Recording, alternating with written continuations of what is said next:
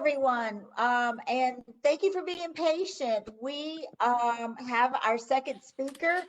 We have him in voice only today, and he's going to talk about his life. He's 18-year-old Darius Randolph, and we are here to listen to his life story.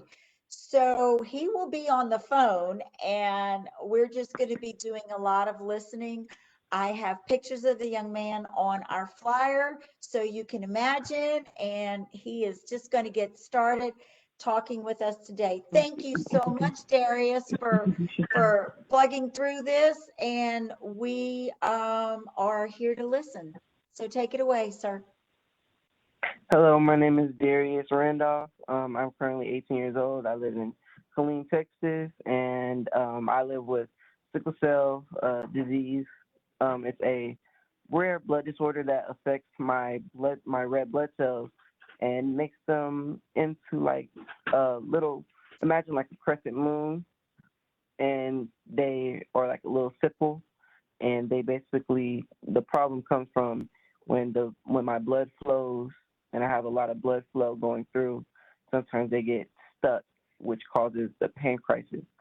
Different times, it can either be pain crisis, things like organ damage with my body, different types of things that give me problems with my blood disorder. And so with that, I have to usually I combat it with taking prescribed pain medication with my doctors, and I'm also on a regimen with my mom. Together, we're doing a natural. We're doing it, trying to figure out our, solutions to my problems in a natural way. And so we try to use natural things and natural herbs and stuff like that, and supplements that I take to help me with the pain. And sometimes if that goes, if I'm in too much pain, sometimes I have to be admitted into the ER, so the emergency room, and then that's when my doctors at Scott and White, thank God for them, because they get me right every single time. They administer pain medicine, which they're doing actually right now. I wish I could see me, but I'm actually in the doctors right now because I had a little semi-crisis, and they are administering me some morphine and Toradol. If you're not familiar, those are just strong medications through IV that they administer to me. And so with me going into the hospital, I come in for like maybe a couple days, like 3 to 5 days. Sometimes if it's a really bad crisis, maybe like 2 to 3 weeks, 4 weeks, a month. Sometimes if it's really, really bad. And they give me pain medicines like they're doing right now, and also if need be a blood transfusion. And through my life that I've had to get multiple blood transfusions, and also had to do a whole body exchange, which is they ran out all my blood and put new blood in me and stuff, and I turned around quickly once they did that. And I think that's about it. So Darius, how old were you? We didn't realize you were in the actual emergency room right now. Oh my goodness. Yes. How old were you when you were diagnosed? So I was diagnosed when I was 4 because I was born in Belgium. So over there at the time, they didn't really check my blood for things like that, sickle cell. Now, if I was born in the America, then they would have checked. I would have known. My mom would have known right on the spot. But with me growing up, I was little. I was always kind of getting sick. I was always crying. I wasn't necessarily a bad child, but I was just always crying and stuff like that. My eyes were like really, really yellow, and just things that weren't just that wasn't normal for like a normal, regular, healthy kid to go through and stuff. So then my mom took me to the I don't remember what I did not get sick or something when. Oh, I'm going to let my mom talk about this one because she's the one. Okay. Okay. So my name is Keisha. So what happened was, like he said, he was born in Belgium. We were at the time was a military family, so they don't do the same screening overseas as they do in the United States. So like you said, he was 4 years old when we found out. I put him in swimming, and once I put him into swimming, can you see us now? Can y'all see us? Not yet. Okay, but anyway, so I had put him in a swimming over the summer, and I noticed one night that he came with a fever, and I tried to give him Tylenol, Motrin, every couple of hours, but I could not break the fever. So I got up the next morning, called the doctor, ABC Pediatrics in Killeen with Dr. Blankenship, and I got an appointment same day, and we brought him in, and she immediately looked at him and she said, he has sickle cell. And I was like, no, he doesn't have sickle cell. And she said, she looked in the back of his throat and she saw that he had, he was swollen in the back. And so she immediately sent us to, at the time, Avid Health. He sent us to Avid Health to get some testing done. And as a result, it came back he had sickle cell. So with that being said, he ended up with the disease because both parents, which myself, I have traits, and his father, at the time, his father didn't know he had trait until he actually took a test himself, and he found out he had trait. So both traits made a disease, which Darius inherited from both of us, which he inherited the S, it's SS. So that's a little bit more severe sickle cell. But yes, he's been doing very well. Like you said, I'm trying to do a natural thing with him as well. Give him natural herbs, supplements, on top of the medicine that is prescribed by the doctor, which he's on hydroxyurea, which that helps to increase his fetal hemoglobin. So the more fetal hemoglobin he has, the less S he has, the less crisis he has. That is the medication that is prescribed by his doctor. I give him at home. I give him Even Flow.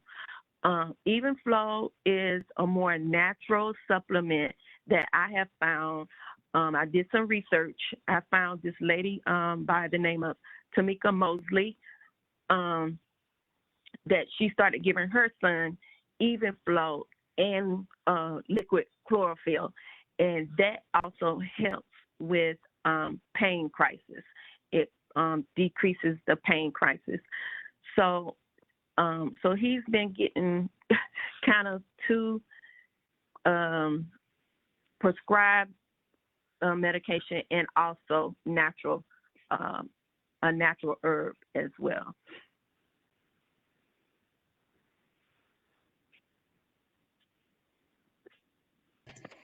So, well, Darius, you're 18. How has it sounds like, with your hospitalizations and your struggles, how have you been, you know, overcoming some of this? You've obviously gone through all of school. How has that been for you?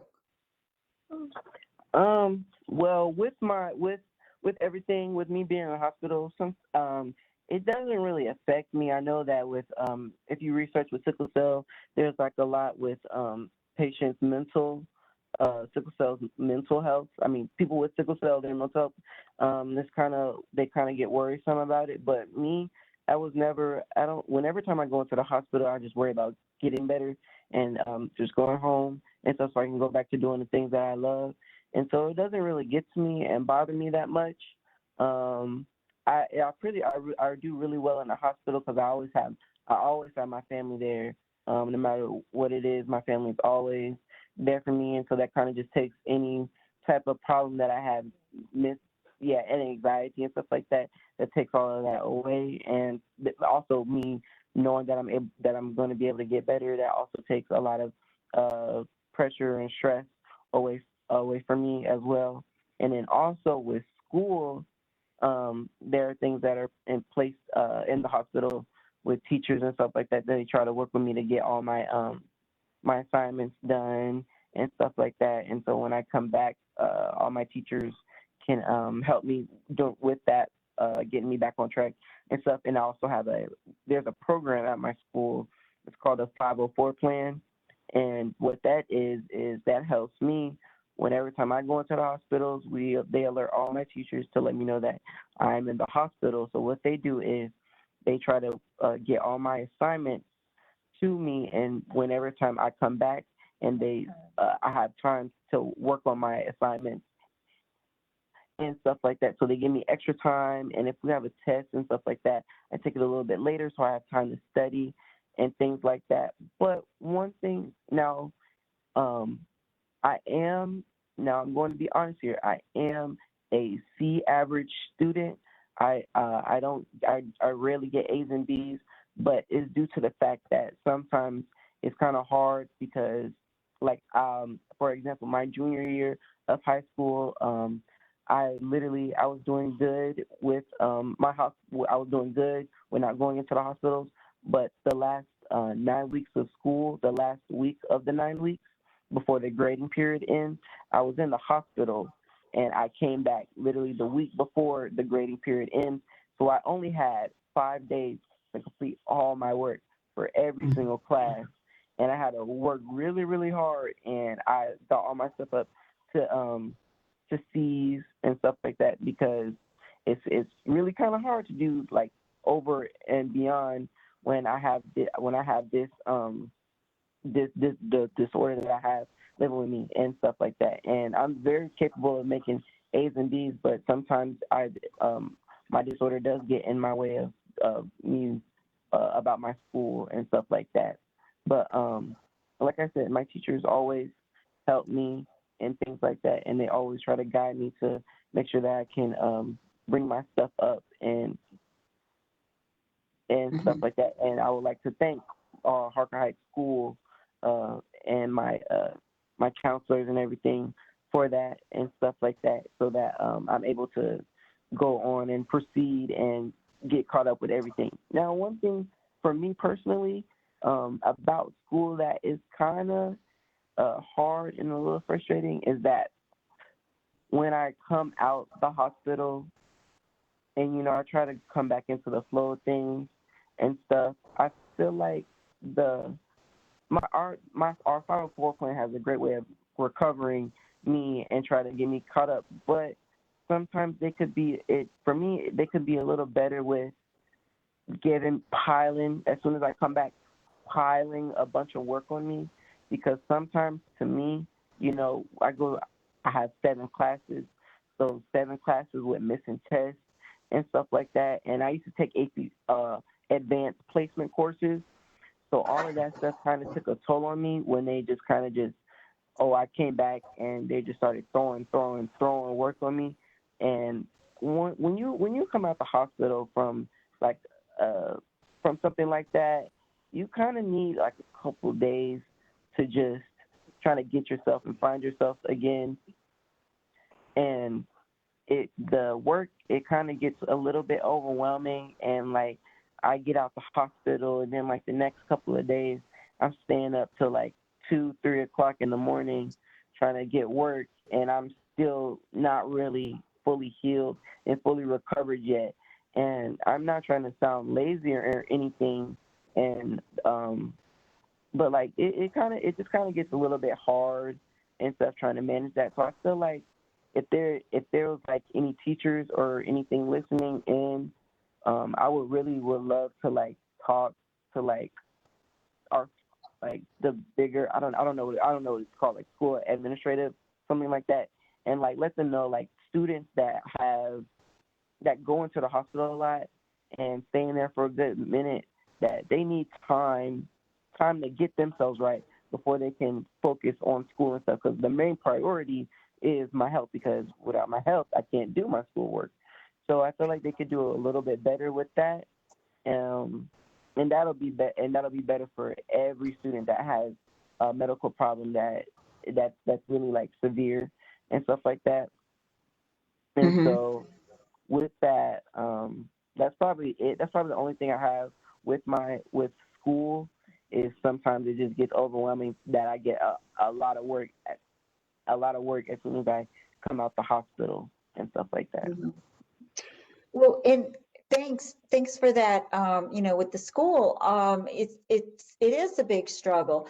How do you do otherwise? I know you have some brothers and sisters, or right? Didn't you Yes, have? ma'am.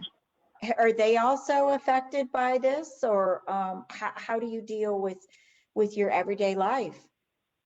Well, that's one thing God has blessed me, that my everyday life is not bad at all. I like they say, what is sickle cell is like a blind disorder. Like it's not like you can see it and stuff like that. And if you look at me, you probably wouldn't tell that I have sickle cell until I'm literally in the hospital. But living my normal day life, I do that just fine and stuff like that. I like to sing and dance, and so I dance a lot, and I'm just fine. I rarely, now all the time that I do have to go into the hospital, I rarely wait, hold on, let me rephrase this. With me going to the hospital a lot of times, you would probably think that I'm just a sick kid just going to the hospital like every couple weeks and stuff like that, every couple months. No, that is not the case at all. I live my life perfectly fine, like the way I want to live. I dance. There's nothing holding me back. I literally do anything a normal kid do, but I do have to watch. I am different in a little way, so I do have to watch with how much energy I use, how long I'm out, and stuff like that. Make sure that I'm taking my medicine, because if I don't take my medicine, then I could get dehydrated and stuff like this. And that kind of can put me back into a crisis. Then I have to be admitted into the ER. But living my life with sickle cell is really not hard. I just have to take precautions about doing certain things. So, like, for instance, swimming. I like to swim, but with the swimming in cold and being in that cold water, that and moving around and using energy, that makes my blood flow faster. So the more faster my blood flows, the more increase that I have a chance to cause a crisis. So I have to do things that a normal kid wouldn't do. So if I if I have to swim, I have to go in for like a 15 minutes or 30 minutes. Then I have to immediately jump out and throw on sweats and hoodies and socks and stuff like that to warm up, so my blood doesn't have a chance to clog up and things like that. And with me dancing and singing, that's not really hard for me at all. I just have limitations, like I said, with the energy and stuff like that. So I can't just overexert myself. And with dancing and all that type of things, I have to make sure that I stay hydrated, hydrate. I'm always on that. And and that's the thing about living with this disorder, because it's not just me living with it. Um, I have everybody in my corner that helps me, so they always make sure that I'm staying on top of things, like with my water intake, um, and make sure that I don't exert myself. They always watch me and things like that to make sure that I'm good. And recently, I had a performance at Harker Heights High School with my choir. We put on an annual concert, and it's like a really big deal, and a lot of people come out to see it. It's called Nightclub. And I was the lead act, and I was singing My Prerogative by Bobby Brown, and we had a live band and everything, and I practiced really, really, really hard. And so what my mom did was contact my teacher because we have a backstage. And so every time that I was done practicing my song, my mom asked if they could give me some water. And so my teacher made sure that I got my water. So when the stagehands came, when the stagehands came and presented me, after I was done, they presented me water and made sure that I drink it. And that's the thing, and that's the type of support that I have at my school and with all my friends.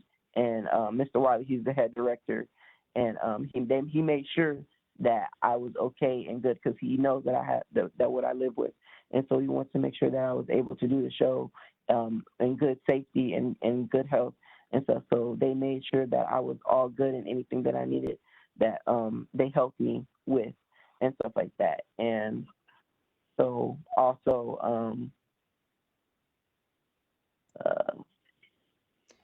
also I have a dance academy as well that I dance at, and I actually had a crisis during one of our ministries, and it's a dance academy, but we don't just perform, we minister at churches and things like that. And so I was ministering at a church that we were invited to, and in the middle of me, actually this was towards the end, while they were praying and stuff like that, I actually went into a crisis, and I did miming back then. So my boys, there was like 3 or 4 of us at the time. There was like 3 or 4 of us at the time, and I told them that I was in pain, and they immediately they were really good about this. They escorted me out where no one could see me, and I met my head director over there, Miss Lynn, and then my mom, she knew because they had screens like cameras and stuff, and so like they could people that were sitting in the far back could see with the little big screen, and my mom was watching at the time, and she noticed my face because I was making I make a face when I'm in pain and stuff to let people know that I'm in pain, and she picked up on that real quick. So as I'm walking out, she literally meets me at the door and stuff. So I had to get undressed and stuff, and we booked it on our way to the ER and stuff like that. And that's kind of one of the good things about it, is even though that I have limitations and stuff like that, I have people that are willing to help me and that are able to help me get through this and help me with my disorder, and so that I'm good and healthy and I'm in good health and things like that. So with living with sickle cell, I don't let it define me at all. Yes, it's something that I have, and yes, it's something that I have to acknowledge, but I don't let it control me. I don't have fear with it. If I need to go into the hospital, I always go into the hospital with a positive mindset that I'm always going to come out and do the things that I love. I have to restrict myself sometimes because I'm a person that likes to be a perfectionist and stuff. So sometimes I kind of overexert myself and energize myself, and I sometimes may not realize it, and I'm not drinking. I get dehydrated and things like that. But with that, I mean, I don't let nothing stop me or anything. I don't let this disease this disorder stop me from doing the things that I love and being with my family and friends and stuff like that. And I love having my family and friends and supporters because they always make sure that I'm always okay and things like that. So yeah. Well, Darius, it sounds like your mom is just an amazing help, and your family's an amazing help. Mr. Ann, are you still there, or how are you doing with having this syndrome with Darius? How are you making the sounds like you guys are working really hard together. Yes, ma'am. Sometimes it gets kind of challenging especially as a mother, seeing your child in pain and you can't do anything about it. So it gets very challenging sometimes. Sometimes it can be very overwhelming. But like you said, we have, with the support of my husband, the support of our other two boys, sometimes it gets easier. It gets easier. In the beginning, it was very hard. It was very hard on me. I used to. There were nights that I cried. I just got on my knees and prayed and stuff like that. But over the years, it's getting easier. It's getting easier. Darius is he never let anything get to him. I think it gets to me more than it gets to him. With the support of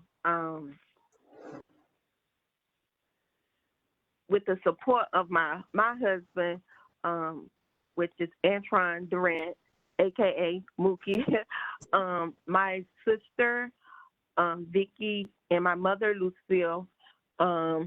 They all have always supported us through everything. But then we have outside the community, we have other family that we call family here in Killeen that has supported us when Darius goes into the hospital. So we have a lot of support. I have a lot of shoulders to lean on to keep me going. Because, like I said, sometimes it does get overwhelming. Sometimes our household kind of get shaken up a little bit. We have to change directions sometimes. But for the most part, we as a family, we go through it together. We support each other. We love each other. I think that's the biggest thing that anyone that deals with sickle cell disease is you have to have a good support system. There's no way around it. You have to have a good support system.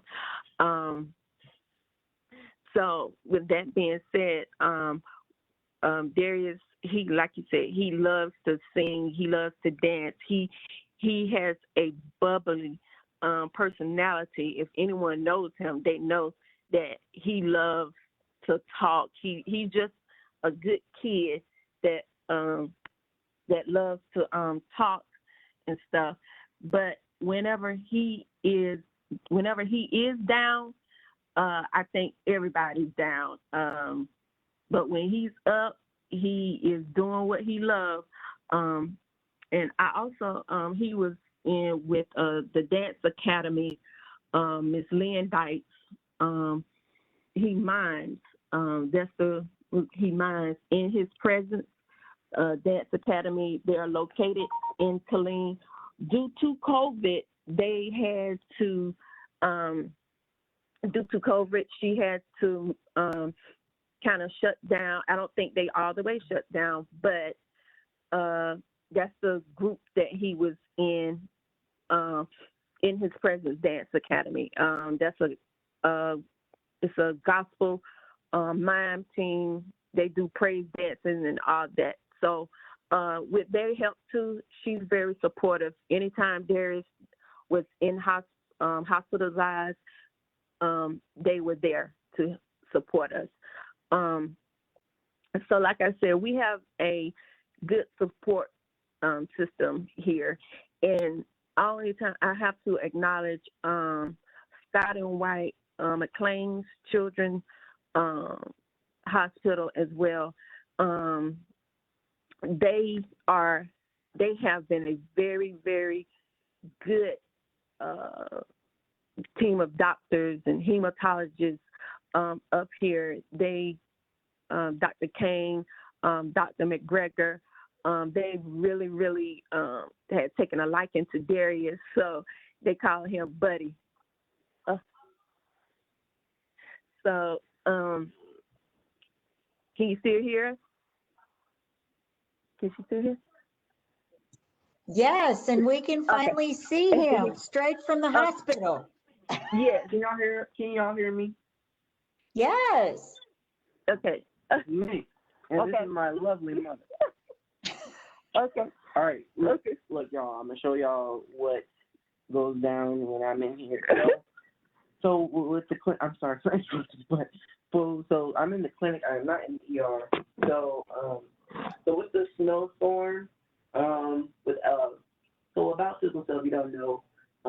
Like sometimes older people will be like, the weather making me, hurt and stuff like that, and I never understood that until as I got older and stuff. And so the weather changes.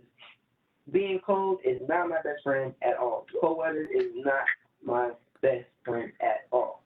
So, with that, Texas just had a snowstorm and things like that. So, so with that cold weather, I was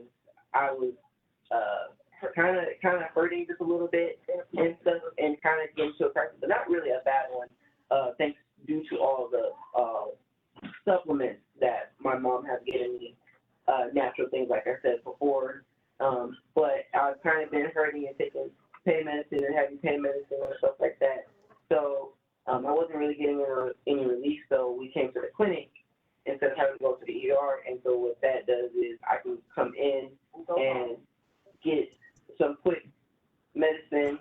They administer me some quick pain medicine with fluid as well, so I stayed hydrated and things like that, and so I feel better.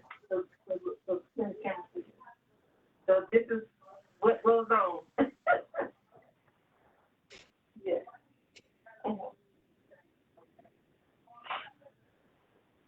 Well, you guys, I'm not sure if the picture picked up, and they're able to see you. But if you hang up your phone, possibly, they will be able to see you and you can go ahead and wave. But before that happens, oh, there we go. Okay, now talk and let's see if that's got you.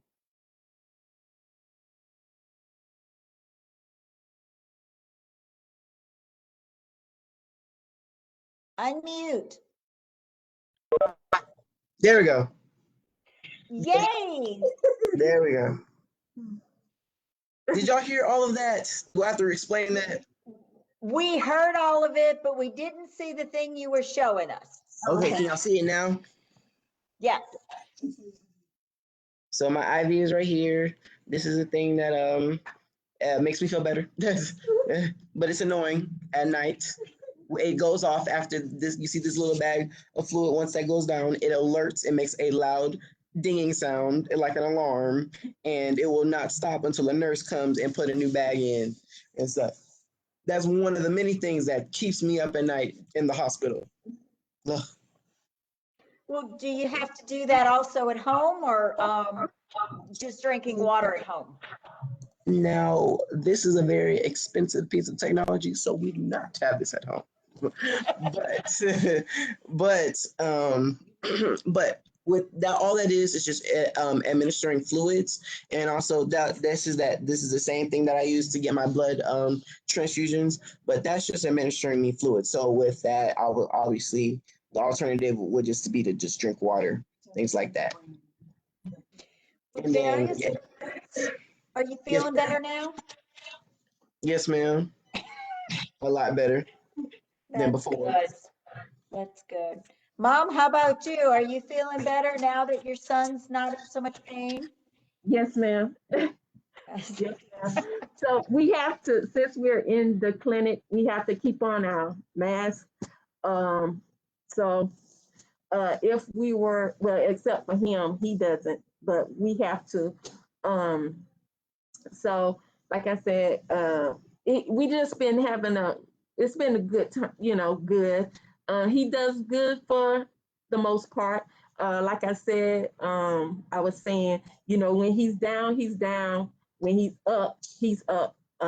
So like I said, with the weather, it kind of threw him back just a little bit. But he wasn't in I just say he was just in a moderate crisis this time. He wasn't in a severe one.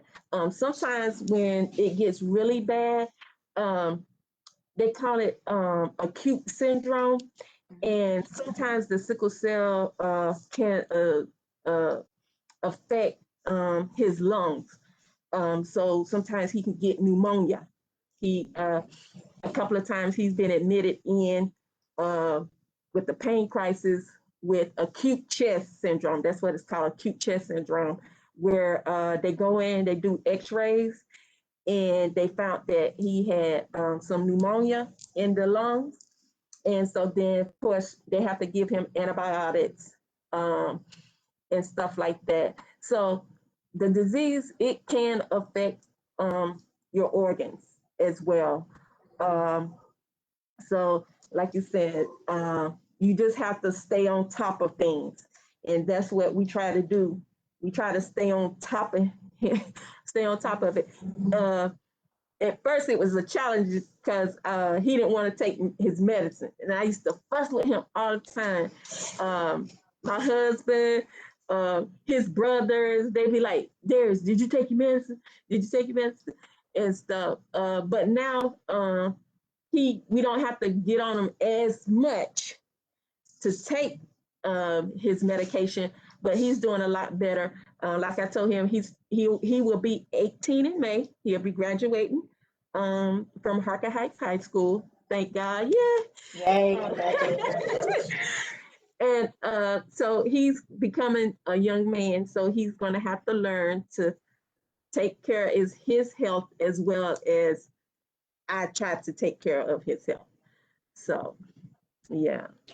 Well, it sounds like you have an amazing family.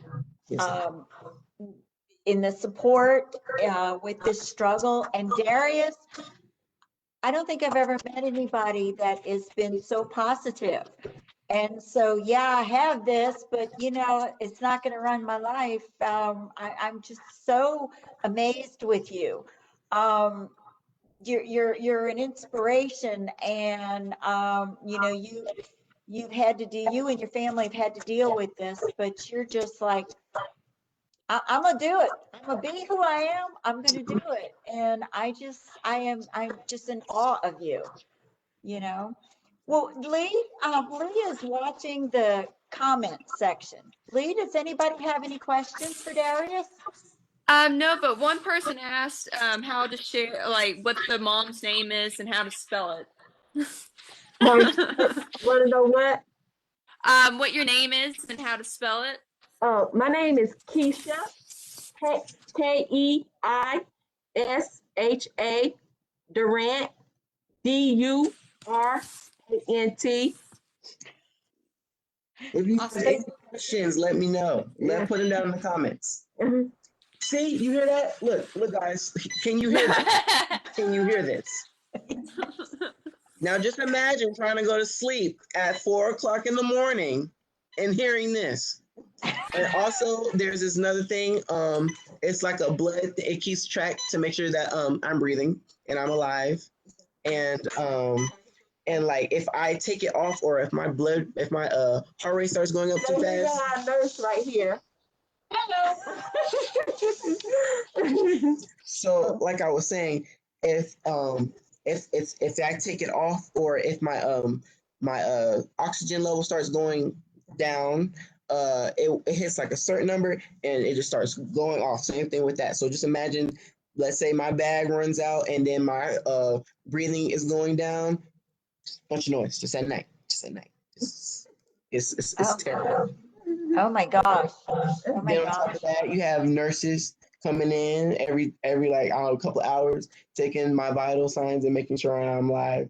And although I try to be funny about that is what their links will do to make sure that I'm okay and alive, to make sure that I have fluids running, to make sure that I don't die, and my heart, and my breathing is good, and to make sure that they check on me and stuff like that. And so, yeah. And one other thing that I would like to say is that for a lot of, so since it's Black History Month, I feel like I can shed some light on this. With people with sickle cell, They're majority like their colors just like me, African American. And what with everything that's been going on in the world and through the years and stuff like that, they doctors think that Black people are just some sort of superhumans and we don't feel pain at all. And especially with sickle cell, like I said, it's not a disorder that you can see. I clearly look fine, but my body is not okay. So with that, I've heard experiences of that. People come in and try to get their pain relieved, worked out, but the doctors don't do anything for them. And I've actually experienced this for myself. I'll tell the story later. But people think that they don't feel pain at all. They don't do anything for their pain. There's people that are sometimes in severe pain at the hospital, but when they're adults, but when the doctors will literally just discharge them while they're still in pain and things like that, and they won't care at all. And now I'm blessed to have a facility of care that I'm not going home unless I'm good. But other people aren't so lucky, and they are just in great amount of pain, and that they don't get the proper treatment that they need, and they just get sent home. And they could potentially die. Like this is not just, oh, I'm just in pain, I just need pain meds. No, you can literally die from this, and it's really serious. And some doctors, as a doctor, your job should be able to care for somebody and do no harm. You take an oath to that, to do no harm to people. And although you're not doing any physical harm, you're doing harm to that person by not administering the medicine, taking care of them, and being on top of them, and things like that. And with me, um, so last summer, I went with my dad to he was in Florida, and I had caught a crisis there, a worse one than this. So I was actually in the ER, and he was an Army vet. So I don't know. He did something as soon as I came in. Sometimes with the ER, uh, with me, I kind of have like a little privilege, and I kind of just go in, things like that. And so when he called, there were some people that were sitting around, already there before me. As soon as they saw me, boom, they just took me and gone into the room. And people was like, what? Who did I know he didn't just skip? But so when I went, so when they took care of me in Florida with the doctors there. I don't know what hospital it was, I forgot, but they knew how to take care of me. They knew how to take care of a sickle cell patient, or a sickler, as what they would call patients with sickle cell disease. So they take care of me really well. I come back now I leave to go visit my grandparents and my aunties and things like that, and now they live in North Carolina. So boom, I fly over there. I spent like a week there. Then I went to my auntie's house.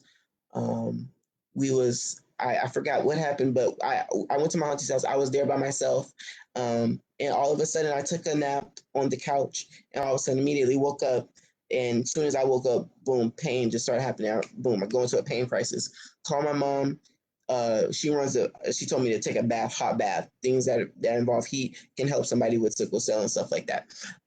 So I take a bath. It's not getting better at all. It's a way. I'm crying in the bathtub, things like this. So boom, there was an issue problem.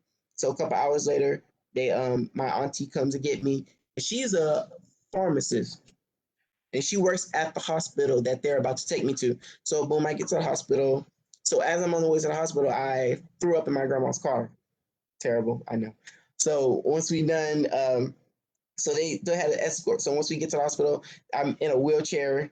Mind you, just imagine me crying at the top of my lungs, throw up all over my shirt, come into the hospital, crying. Nurses are looking at me like, what is going on with this kid? What is happening? So they put me into, so they get me into a room. Thank God it was like really late at night, so nobody was there. So they get me into a room and stuff like that. And the problem that occurred was I'm screaming, crying, and I wasn't getting the care that I should be. And now they took a lot. Now they care for me and things like that, but they didn't know how to treat somebody with sickle cell, which was problem number one right there.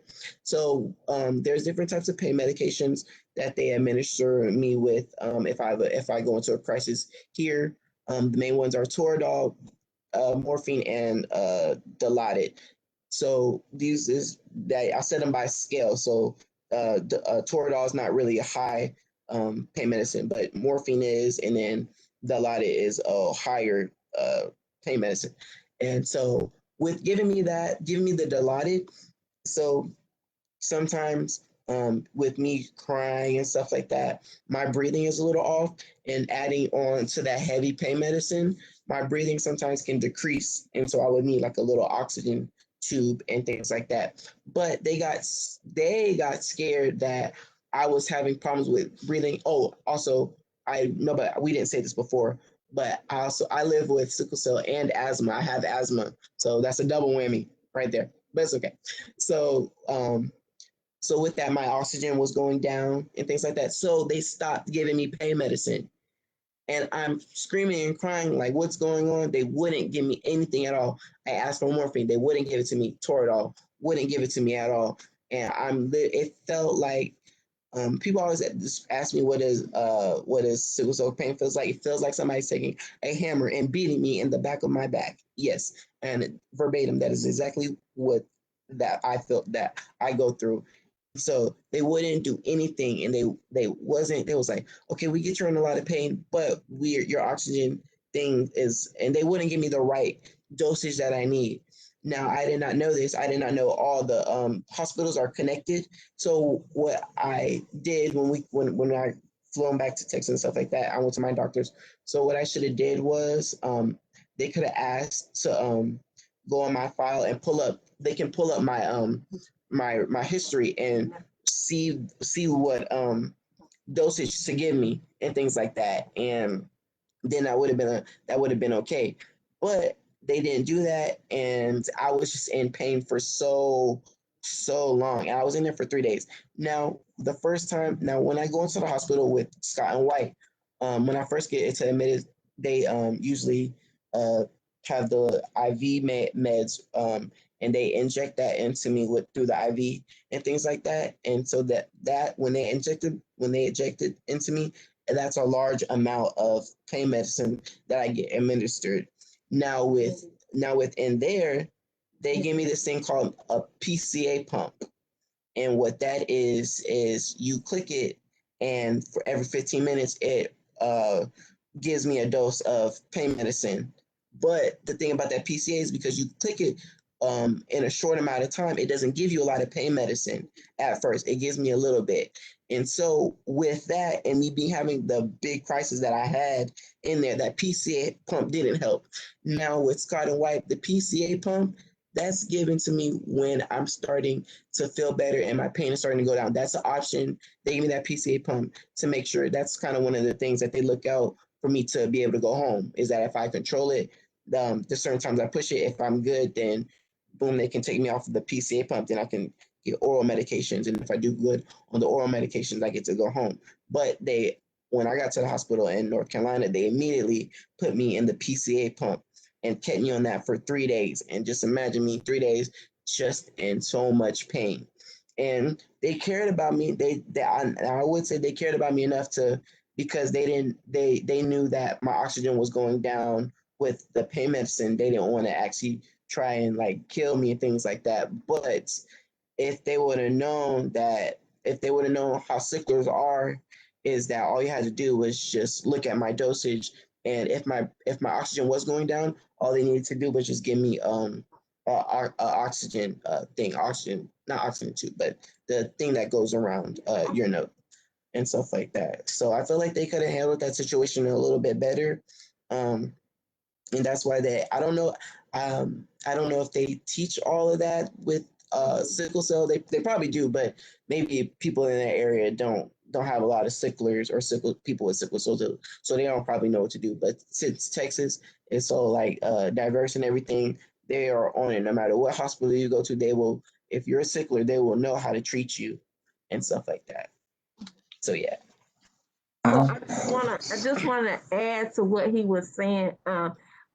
He was saying that he heard that sometimes sickle cell patients do get addicted to the pain meds. And sometimes sickle cell patients, when they get addicted, they come in wanting more pain medication when they are not in a crisis. So that's what he was trying to explain, that sometimes pretty much the doctor kind of knows when they're in a real crisis versus a person that is addicted to the pain medication. You can get addicted. It's very easily to get addicted to the pain meds because he does take Norco, oxycodone. They do give him that. So, like you said, he is a teenager. I'm his mother. So I administrate that medication. So I know when he's in a crisis, I keep that locked up. He just don't have free reign with that. So whenever he comes to me, I know when my son is in a real crisis and I know when he's not. He doesn't, whenever he's not in a crisis, he don't come, he don't ask for, he don't, like I said, I count the medication. I count the tablets. So that's one of the things too that people need to be aware of as well. With sickle cell patients, they can get addicted to the drugs. They can't get addicted to the drugs because the drugs is high dosage. And right now they gave him morphine. So usually he's asleep. But being that we are on the call, I said, hey, you got to stay up. so so he's up doing the call, and hopefully we will be able to go home in a little while. And once we go home, we just control the pain by oral meds, which is the oxycodone Norco that they give him to go home with. So, like you said, if y'all have any questions, just kind of ask. And the other thing I want to add to it as well is when you have a child, or not only child, but if you know someone, a relative or whatever that do have sickle cell, you need to educate yourself about the disease. That's what I started doing. I started educating myself on the disease, what the disease does. Me as a trait, it doesn't affect me as much. Sometimes I do hurt just a little bit, but it's nothing that I have to be hospitalized or anything like that. But like I said, you need to educate yourself. Read books. I go online. I research. Do your research. Eating right. That's number one. Eating right. Having an alkaline diet. Things of that nature. Drinking water. That helps a lot. Proper eating helps a lot, which I'm trying to go plant-based with him. And I think that will help a lot, but he's a teenager, so teenager likes to eat fast food, unhealthy food. So, like I said, you just need to educate yourself on the disease and just have a really good support from your family, friends, church, whatever the group that you have to support you, then you do need that support. So, like you said, if anyone have any questions, you can just ask. If not, I think that's all we have to give. Wait, I want to add something to that. With like what you said about medicine and things like that. Try, if you have a problem with, if this goes for anybody and not just people with sickle cell. If like my mom in the beginning, about this the medicine I take is called hydroxyurea. We had kind of had mom was like, don't really want my son taking that because I kind of had a lot of side effects and things like that. But over the years, she started researching and finding sources of outlets because she did not want me to be on have a life and taking all these heavy pain medicines and stuff. Now, although that they are good and that I kind of do need them, she wants me to kind of live a natural and more healthier life so that in the long run, when I get older, I won't have as many complications as I would. So this goes for anybody out there.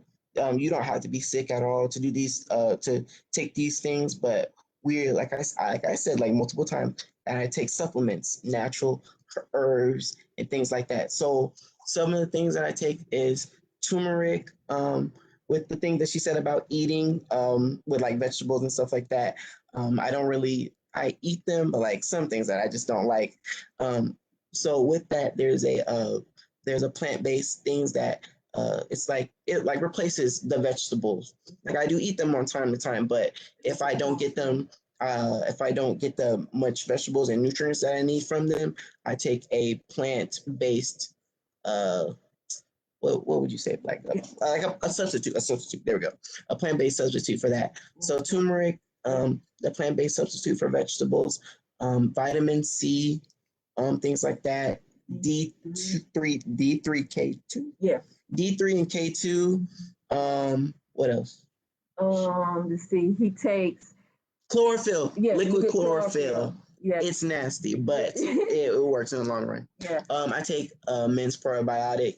That I have to take that with the B3 and K2 and stuff, and that does make you go to the bathroom. But yes, so like I said, he takes. I've been researching and stuff. So you just have to do research, find things that that the body needs naturally to make his red blood cells and the oxygen to flow through his body properly. The biggest thing though that that he takes that really has helped is even flow. It's EVENFLO, and it's called even flow. So you can go Google it. Very good. It's an all natural supplement, but you have to take it with the liquid chlorophyll. Um, you can inbox the lady name. Her name is Tamika Mosley. I found her. She was living here in Dallas, Texas. She moved away. They in Seattle, Washington. Her son lives with sickle cell. His name is Aiden. But he hasn't had a crisis in 11 years now. Yes, and that's because she did her research and she went natural with him, all plant-based. If I do start doing more plant-based with Darius, I think that we can overcome it as well. So we just gonna have to get him with the eating thing.